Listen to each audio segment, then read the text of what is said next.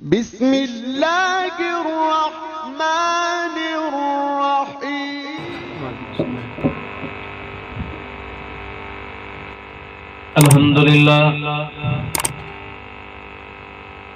الحمدللہ وکفا والصلاة والسلام علی عبادہ الذین اصطفى اما بعد فاعوذ باللہ السمیع العلیم من الشیطان الرجیم بسم اللہ الرحمن الرحیم وَأَمَّا مَنْ خَافَ مَقَامَ رَبِّهِ وَنَهَى النَّفْسَ عَنِ الْهَوَىٰ۔ اللہ پاک کی حمد و ثنا ریت کے ذرات سے زیادہ، ہواؤں کی جھولیوں سے زیادہ، پانی کے قطرات سے زیادہ، ان گنت لا تعداد درود و سلام سید الانبیاء، سید الکونین، سید البشر، امام الانبیاء، امام المتقین، آپ اور میرے دلوں کی بہار جناب محمد الرسول اللہ صلی اللہ علیہ وآلہ وسلم کی ذات اقدس کے لیے خاص۔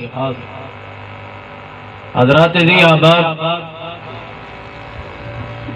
یہ پرورام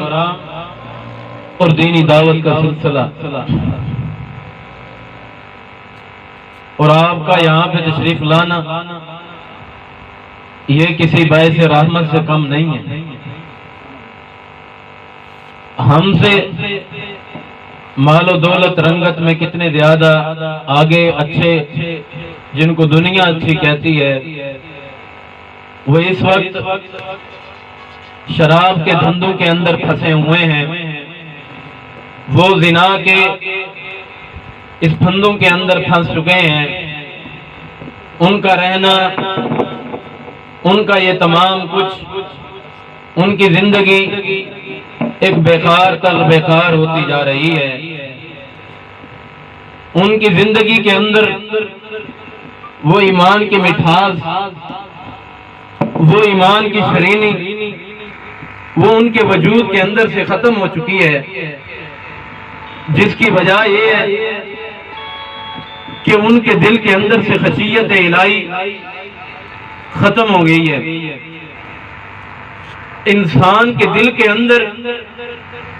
اگر اللہ تعالیٰ کا ڈر موجود ہو، اگر اللہ تعالیٰ کا خوف موجود ہو، تو انسان بڑا کامیاب اور کامران ہے۔ انسان یہ سمجھتا ہے کہ جب میں نیکی کرتا ہوں تو میں اللہ کے سب سے زیادہ قریب میں ہی ہوں۔ جب کوئی بندہ گناہ کرتا ہے تو یوں سمجھتا ہے کہ سب سے زیادہ دور اللہ تعالیٰ سے میں ہی ہوں، جبکہ اس کی سوچ غلط ہے۔ گناہ کرنے والا اس وقت اس کو غلط نہیں کہے گا، جبکہ گناہ کو کرنے کے بعد، سیاکاری بدکاری کو کرنے کے بعد وہ بھی اسے غلط تسلیم کرے گا کہ جس طرح اللہ تعالیٰ نیکی کو دیکھنے اور نیکی کو لکھوانے پہ قادر ہے، اسی طرح اللہ تعالیٰ گناہ کو دیکھنے اور گناہ کو لکھوانے پہ بھی قادر ہے۔ اور سب سے بڑی بات یہ ہے کہ بندہ اپنی آخرت کی تیاری کر لے، اپنے آپ کو اللہ تعالیٰ کا پسندیدہ بندہ بنا لے، کہ بندے کے دل کے اندر خشیت الہی اور محبت الہی پیدا ہو جائے۔ اگر دل کے اندر خشیت الہی نہ ہو، پھر ایسے بندے کا دل سیاہ ہوتا ہے۔ ایسے بندے کے وجود کو اگر زمزم کے پانی کے ساتھ دھو دیا جائے، ایسا بندہ ناپاک اور پلید ہی رہتا ہے۔ اگر ایسا بندہ جس کی وفات پہ اگر اس کو احرام کی چادروں کے اندر بھی لپیٹ دیا جائے تو اسے وہ عذاب سے دوچار نہیں کر سکتی۔ اگر ایسا بندہ جس کا دل پلید ہو چکا ہے، جس کا دل سیاہ ہو چکا ہے، وہ بیت اللہ کے جتنے حج کرتا رہے، وہ جتنی نمازیں پڑھتا رہے، جتنے روزے رکھتا رہے، جتنے صدقات دیتا رہے، جتنی اللہ کی عبادتیں کرتا رہے، اس کا نامہ اعمال تمام کا تمام گناہوں کے ساتھ ہی بھرا جاتا ہے اور اس کے نامہ اعمال کے اندر کوئی نیکی بھی نہیں لکھی جاتی، کیونکہ اس کی تمام تر زندگی خشیت الہی پہ ہے ہی نہیں تھی۔ سورۃ نازعات کی آیت پڑھی آپ کے سامنے، اور اسی آیت کا تھوڑا سا مفہوم بیان کر کے اجازت چاہوں کہ سب سے بڑی بات یہ کہ بندہ یہ سوچے کہ میں نے اللہ تعالیٰ کے سامنے کھڑا ہونا ہے، اور میں کیسے اللہ کے سامنے کھڑا ہوں گا؟ کیا میرے پاس کچھ ایسی نیکیاں ہیں جن کے بلبوتے میں قیامت کے دن اللہ تعالیٰ کے حضور سامنے کھڑا ہو سکتا؟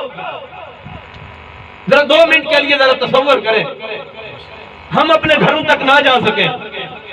اور ہم اپنے گھروں سے جانے سے پہلے آج اس دنیا سے رحلت فرما جائیں، کیا ہم اللہ تعالیٰ کے سامنے کھڑے ہونے کی اور اپنی معافی کی امید رکھ سکتے ہیں کہ اللہ ہمیں معاف کر دے گا؟ پتہ کیا لگتا ہے؟ جو یہ سمجھتے ہیں کہ ہم اللہ کو راضی کر چکے ہیں، اللہ ہمیں عذاب نہیں دے گا، وہ بندے کامیاب ہیں۔ اور جن کے دلوں کے اندر یہ بات ہے کہ ابھی ہماری اتنی نیکیاں نہیں